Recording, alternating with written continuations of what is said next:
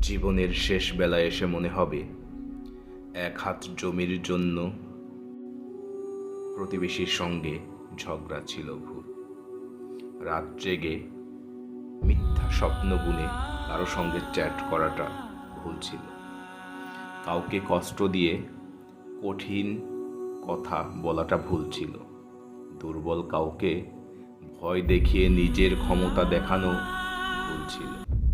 শেষ বেলায় মনে হবে ক্লাসের সবচেয়ে মেধাবী ছাত্র না হলেও জীবনে খুব বড় ক্ষতি হয়নি।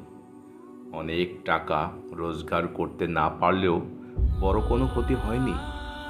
জীবনের শেষ সময়ে এসে কষ্ট ছাড়া একটু স্বাভাবিক মৃত্যুই হবে শেষ চাওয়া। শেষ বেলায় মনে হবে মানুষের দোয়াটাই সবচেয়ে বড় মূল্যবান সম্পদ।